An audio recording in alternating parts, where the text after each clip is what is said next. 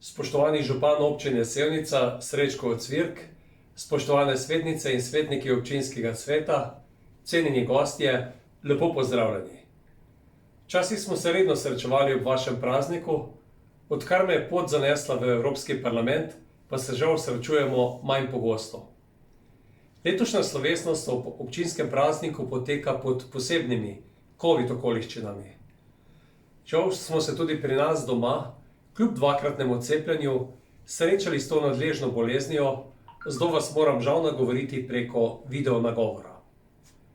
COVID-19, ta skupni sovražnik levih in desnih, belih in črnih, je dodobra zaznamoval 2 leti našega življenja, tako doma, kot v EU in širom po svetu. Pozivam vse, da upoštevamo priporočila odgovornih za upravljanje s to boleznijo, ki je povzročila preveč žrtev, nas zelo utrudila, še dodatno razdvojila slovenski narod in zelo spremenila naš način življenja. Konec koncev si ob vašem prazniku, ki se upada z martinovanjem, niti nazdraviti ne moremo.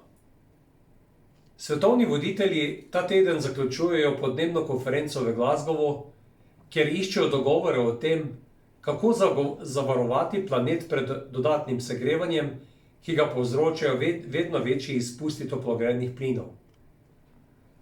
Na prvi pogled se marsikomu zdi, da se podnebne spremembe dogajajo nekje daleč. Ko pa nam v 5 letih 4-krat pozebejo jablane zaradi pretoplih pomladanskih dni v marcu, ko se po Evropi pojavljajo tornadi, ko poplave dobesedno odplaknejo stara mesta v Nemčiji in Belgiji, pa je vse že nekoliko bliže. V Evropski uniji smo zato že sprejeli načrt za okrevanje in odpornost s ciljem, da naš kontinent naredimo bolj zelen, digitalen in odporen. Sprejemamo tudi velik zakonodajni paket, pripravljeni na 55, ki pomeni pravo energetsko revolucijo.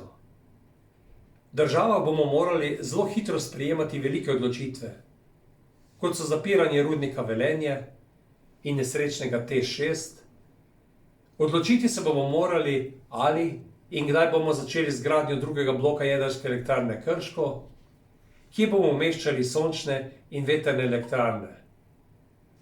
Za te in še mnoge druge velike in zahtevne odločitve bomo imeli na razpolago naslednji 2-3 leta. Sicer bodo odločitve sprejemali drugi, mi pa bomo odvisni od njihove elektrike, vodika, počasi izgubljali svojo energetsko suverenost. V Posavju smo lahko ponosni na to, da smo ukrotili reko Savo in zgradili hidroelektrarne, ki proizvajajo zeleno energijo. Te odločitve so sprejemali v dobrem sodelovanju z našimi prebivalci in odličnim medobčinskim sodelovanjem. Plod takšnega odličnega sodelovanja in podpore je tudi potrditev mestne občine Krško, ta teden v Državnem zboru Republike Slovenije. Iskrena hvala županu Srečku Ocvirku za podporo v Državnem svetu in poslancu Tomažu Liscu za podporo v Državnem zboru. Naša statistična regija tako dobiva mestno občino, kar nekateri omenjajo kot pogoj za pokrajino, ko bodo le-te ustanovljene. Spoštovane Sevničanke, Sevničani, film o vaši občini je prikazal lepote vaše občine in uspehe, ki se jih veselite v občinskem prazniku.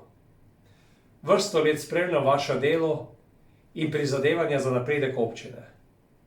Uspešni ste, ker znate poiskati skupne cilje in iskreno sodelujete. Ostanite takšni tudi v bodoče. Upam, da se ti posavski vzorci odličnega sodelovanja čim prej prenesejo na slovensko raven, kajti le to nam zagotavlja napredek. V drugi polovici letošnjega leta Slovenija predseduje svetu EU. Mirno lahko rečem, da naša vlada in stalno predstavništvo v Bruslju odlično opravljata svoje delo in da bomo zopet pustili dober vtis. Tudi sam se aktivno vključujem v podporo slovenskemu predsedovanju z dogodki in aktivnostmi tako v Sloveniji, na gradu Reichenburg, kot v Bruslju in Strasbourgu. Naši gostje so navdušeni nad lepotami in urejenostjo Slovenije. Bodimo ponosni na Slovenijo, Posavje, Sevnico, tudi mi. Spoštovani, iskrene čestitke občinskem prazniku, čestitke občinskim nagrajencem za njihov prispevek za razvoj vaše lepe občine. Želim vam lepo praznovanje.